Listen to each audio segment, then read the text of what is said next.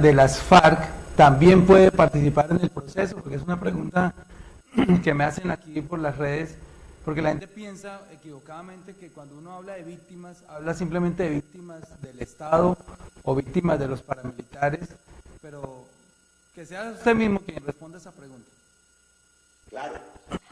Todas las víctimas de todos los victimarios, Gustavo. Así como concebimos la ley de víctimas en el 2011 y que acabamos además, gracias al voto de ustedes dos y del impulso de la bancada alternativa, de prorrogar por 10 años más, y gracias también a la Corte Constitucional. Las víctimas de todos los victimarios merecen reparación, las víctimas de todos los victimarios pueden acceder. Claro, las víctimas de las FARC, las víctimas del ELN, las víctimas de los paramilitares, las víctimas de agentes del Estado, las víctimas de los falsos positivos. Los policiales y soldados, que ya no lo son porque están en uso de buen retiro y que fueron víctimas también de tortura o de secuestro, también pueden participar en esa elección. Víctima es víctima y hay que repararlas a todas. Y aprovecho esta última pregunta para culminar aquí desde los Gustavos al presidente de la República y al gobierno, porque ya está faltando al fallo de la Corte. La Corte le dio un plazo perentorio a la mesa directiva de 48 horas para firmar el acto legislativo y enviárselo al presidente Duque, que lo único que tiene que hacer es publicarlo, y le dio otras 48 horas. Ya pasaron. Lleva 3 años negándole a las víctimas su derecho y ahora no ha firmado, que es lo único que le toca hacer, enviarlo a publicación al diario oficial, de manera que yo lo conmino a que cumpla con el fallo judicial, así no le gusten las víctimas y se haya opuesto a ellas. Es un hecho constitucional y pidámoselo, que cumpla con el fallo. A ellos no les gustan mucho las cortes y solo les gusta la justicia cuando la utilizan en contra de los opositores. De eso seguramente también podremos conversar después de las columnas un ratico, porque tengo noticias de la decisión de arreciar la persecución judicial, mediática, contra los dirigentes de la oposición. Están desesperados, saben que van a perder y están haciendo todo lo que pueden para evitar su inminente derrota. No lo van a lograr, pero es bueno que los internautas y los ciudadanos sepan lo que está ocurriendo. De manera que vamos con las curules que se elijan libremente, incluyendo las víctimas de las FARC. ¿Quién puede votar? También me preguntaban eso. Todos los ciudadanos. Eso es importante. O sea, solo pueden ser candidatos las víctimas en el registro de víctimas. ¿Quién las puede inscribir? Las asociaciones de víctimas y las organizaciones sociales, ojo Gustavo, y los consejos comunitarios también, que existan 5 años antes de esta elección. ¿Y quién puede votar? Todos los colombianos y las colombianas. El colombiano que quiera darle su voto. ¿Otro tarjetón diferente? Pregunta, entonces, el ciudadano, ojo, en esas 16 regiones, es el único caso en que podrá votar doblemente.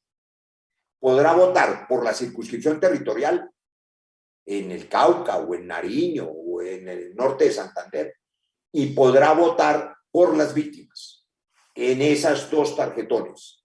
Depende del código electoral. El código electoral que está en manos de la Corte permite separar los tarjetones e imprimirlos por separado.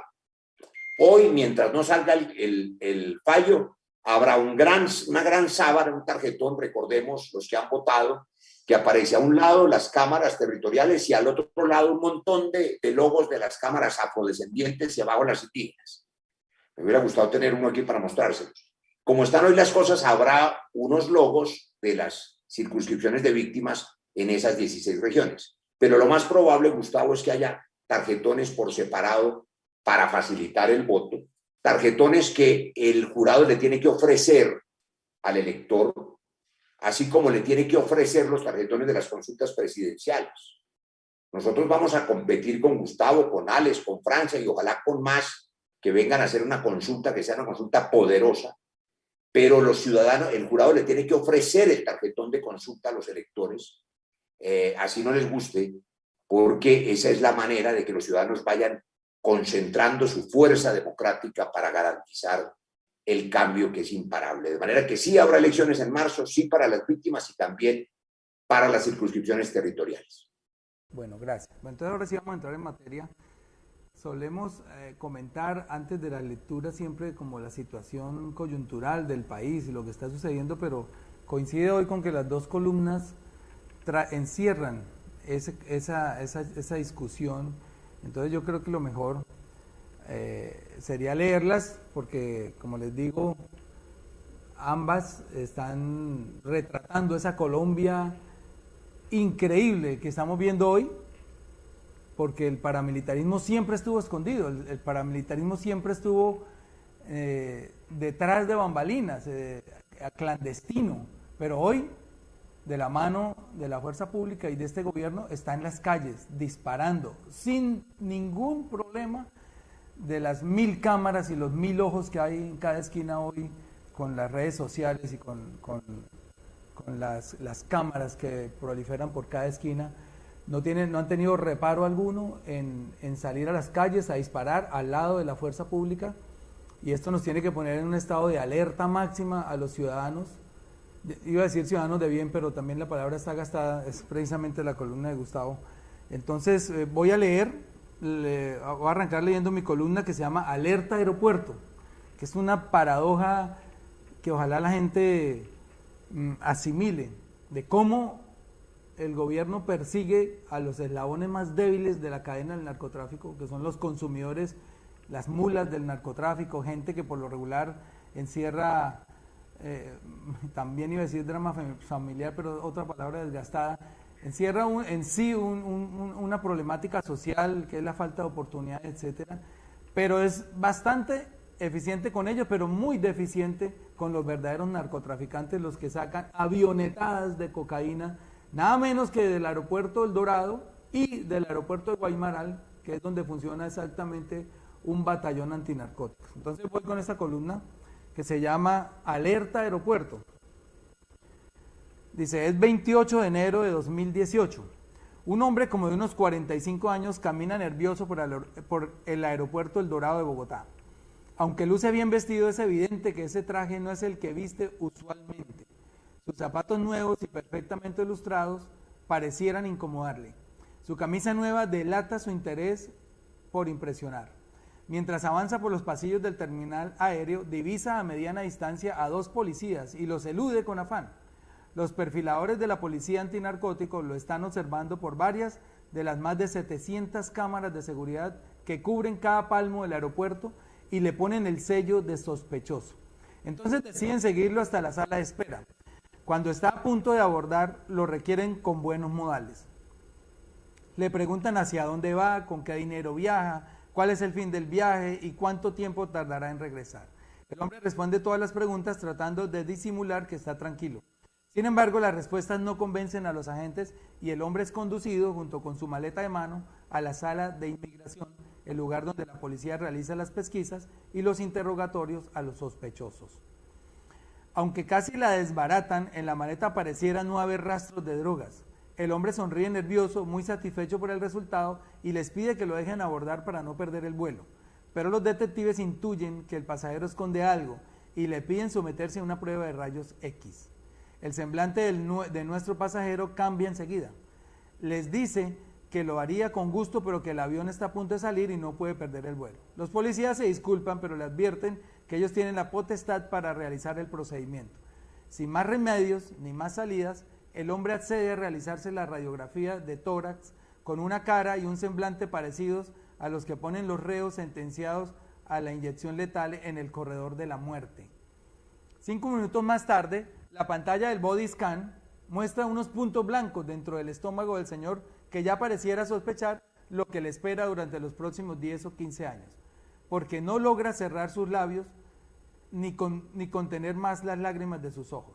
El agente de policía, acostumbrado a estas lides, le cuenta sin ambajes lo que él ya sabe. Señor, la radiografía muestra que usted tiene cuerpos extraños que por nuestra experiencia son compatibles con dediles de cocaína.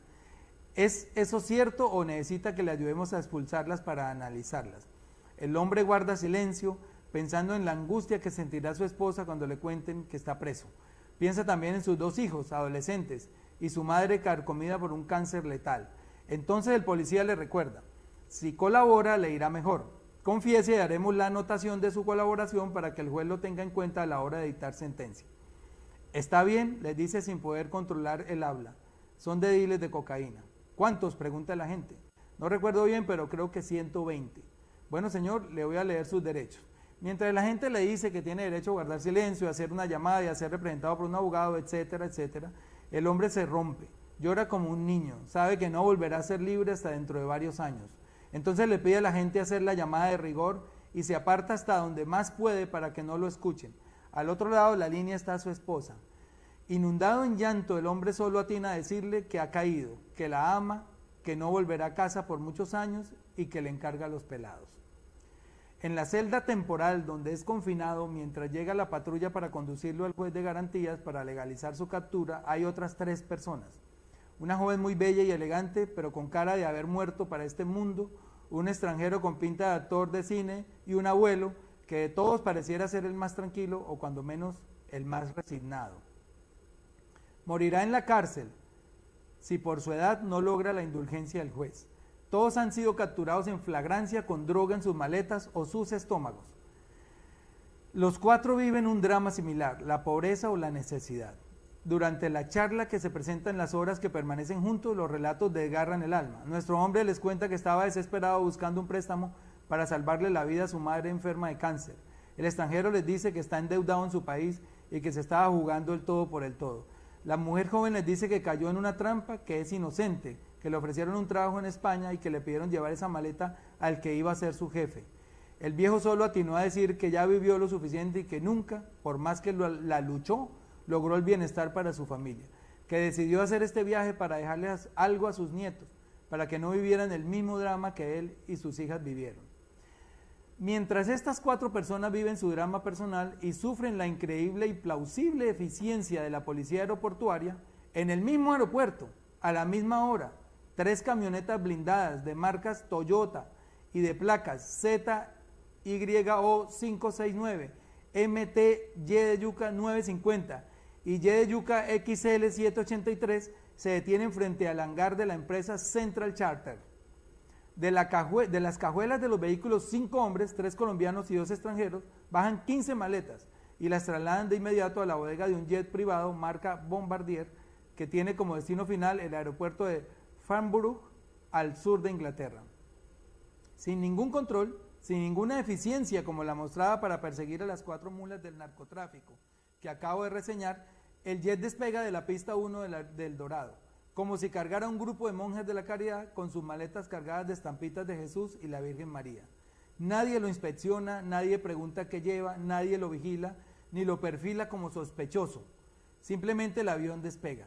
Pero como Inglaterra no es Colombia y las autoridades de ese país son mucho más difíciles de sobornar, a su aterrizaje en el Reino Unido, el narcojet es requisado y, oh sorpresa, el Scotland Yard encuentra que en las 15 maletas hay 500 kilos de cocaína, valoradas en 50 millones de euros, unos 200.000 millones de pesos colombianos. No era el primero ni será el último.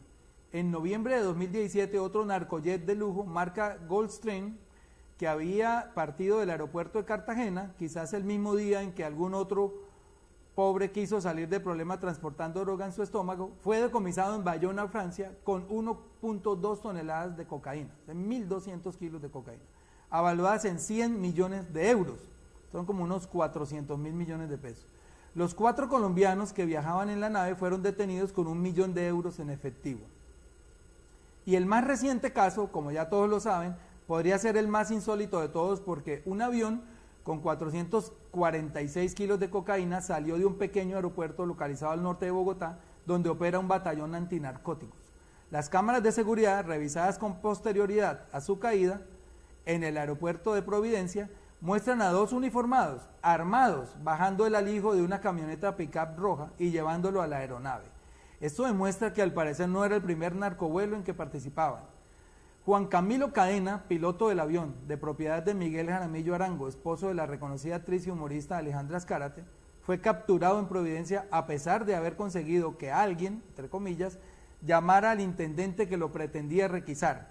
El buen policía se rehusó a cumplir la orden, supuestamente de algún superior, y procedió a la requisa encontrándose con el millonario cargamento.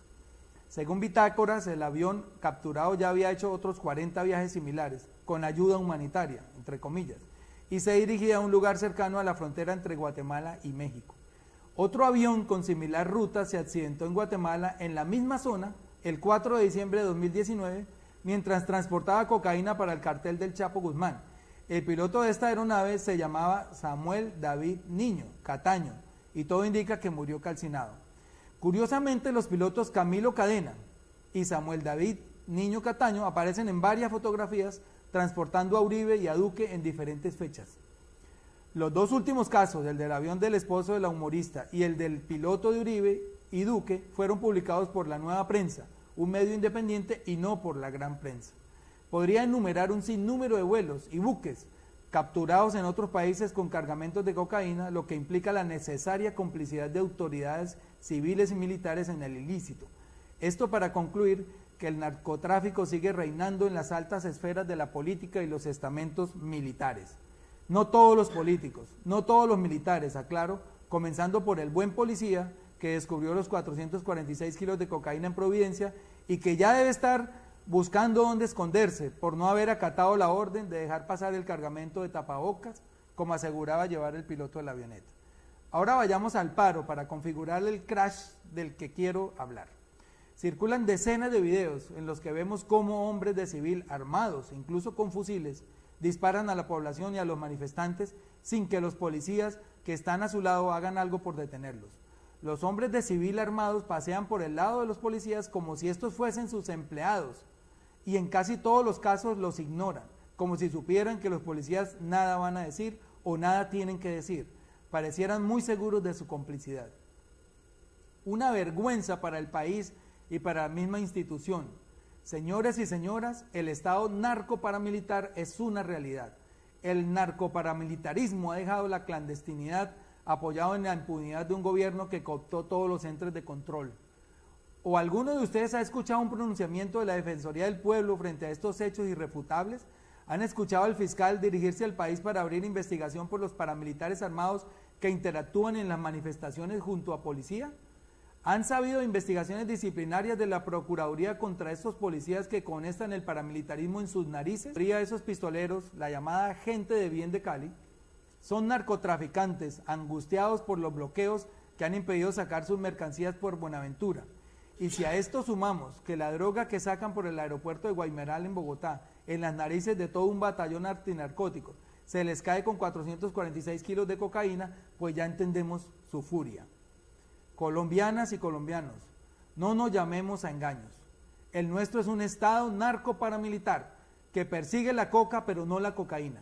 Un gobierno que persigue al consumidor pero no al narcotraficante. Lo demuestro en 20 hechos contundentes. El primero, narcotraficante Ñeñe Hernández financió parte de la campaña de Duque. Segundo, embajador de Colombia en Uruguay, Fernando San Clemente, albergaba en su finca 3 laboratorios de cocaína. 3. La vicepresidencia y hoy canciller de Colombia y su esposo tuvieron negocios inmobiliarios con el narcotraficante Guillermo León, conocido con el alias de Memo Fantasma. Con la empresa Hitos Urbanos Limitada construyeron la Torre 85. 4. El exagente del CTI exiliado en Canadá, Richard Maddock, hizo el año pasado unas denuncias gravísimas con testigo a bordo, en el sentido de que el mismo señor San Clemente, durante el gobierno de Álvaro Uribe, construyó en el aeropuerto El Dorado un muelle para el Chapo Guzmán en el hangar de la firma Air Cargo Lines.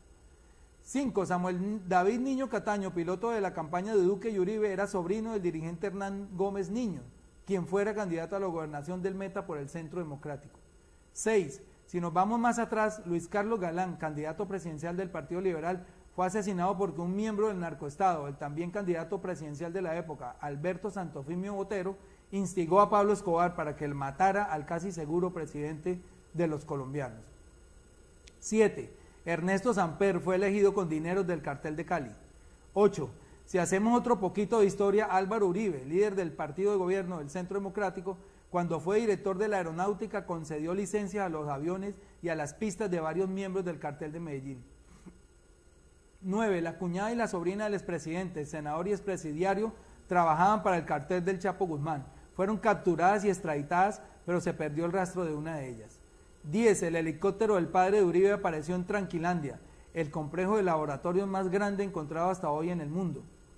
11. Los 12 decanes de Álvaro Uribe, su jefe de seguridad, los generales Flavio Buitrago y Mauricio Santoyo, fueron condenados por narcotráfico y paramilitarismo, que en términos prácticos significan lo mismo.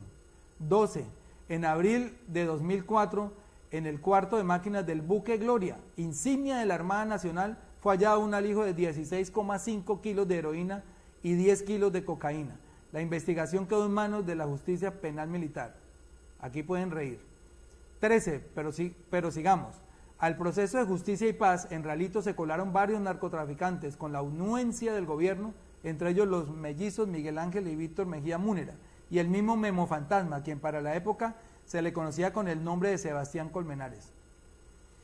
14. Un estudio de la UNODC, Oficina de las Naciones Unidas contra la Droga y el Delito, dice que para fabricar las aproximadamente 1.200 toneladas de cocaína que se producen en Colombia, se necesitan 457 millones de litros de sustancias químicas para el proceso de extracción y refinación y 20 millones de litros para el proceso de cristalización, es decir, 477 millones de litros de insumos químicos que para ser transportados requieren de 10.636 tractomulas, 10.636 tractomulas que se mueven por las carreteras de Colombia sin ninguna afugia.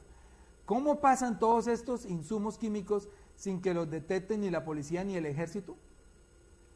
10.700 carrotanques o mulas. 15. Si Cauca, Nariño, Antioquia y Norte de Santander son los epicentros más grandes del narcotráfico y se encuentran allí el mayor número de militares, ¿cómo pasan estos vehículos lentos y gigantes sin que nadie los vea? 16. En Nariño y Cauca hay poblaciones con más estaciones de gasolina que autos. La gasolina es el insumo básico para la preparación de la cocaína. Esas estaciones son legales. La licencia es expedida por los alcaldes con visto bueno del Ministerio de Minas. 17. Los insumos químicos indispensables para la fabricación de la cocaína son importados legalmente al país, con licencias del Ministerio de Salud. 18. La ventanilla siniestra de Alfonso López, que entren los dólares sin importar de dónde vengan. 19. El mismo Alfonso López recibió financiación para su campaña del cartel de Medellín en 1982. Después dijo que él no sabía que esos señores con quienes se reunió personalmente eran capos de la droga. Y 20. La tapa. En 1996 fueron hallados 14 paquetes de heroína en el portaequipajes delantero del avión presidencial. Y ni para qué hablar de las tragedias familiares. Decenas de políticos cuyos padres, cónyuges, hermanos, primos han sido narcotraficantes o testaferros de narcotraficantes. Pero no son estos hechos los que nos corroboran que el Estado está en manos de narcotraficantes y paramilitares, no. El hecho contundente, el que no da lugar a equívocos, es el de saber que ante los 20 puntos que acabo de anotar, no ha habido acción ni de la policía, ni del ejército, ni de la fiscalía, ni de la justicia, o la mínima, cuando el caso ya es muy evidente. La impunidad es del 99%. Eso se llama Estado narcoparamilitar. Punto.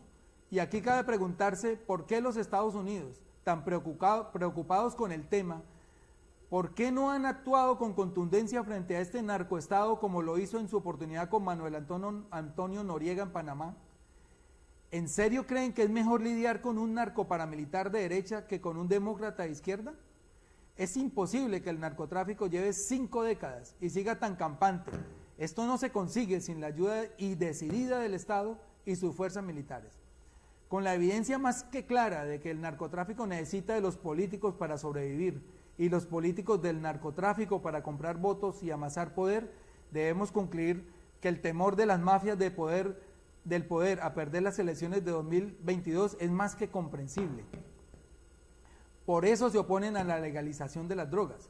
Por eso se angustian por los bloqueos del paro, que dicho sea de paso, no fueron ordenados ni siquiera sugeridos por el Comité de Paro ni por Gustavo Petro.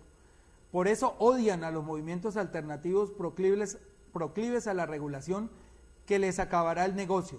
Ellos creen, como lo creyeron cuando Galán iba a ser presidente, que de ganar Petro, fue contexto en el que prácticamente ponen en mi cuello una lápida. No suelo hacer alarmismo con estas cosas, pero como dije en un tuit anoche, una sindicación de Uribe en este contexto es casi una orden de asesinato. Lo responsabilizo de lo que pueda pasarme.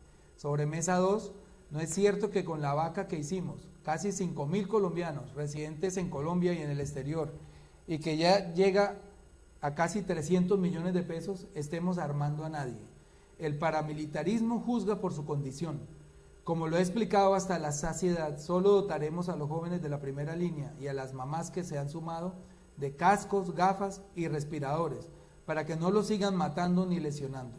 También daremos auxilios económicos a víctimas de lesiones oculares y a familiares de personas muertas durante el paro, incluso policías. El dolor no tiene ideología.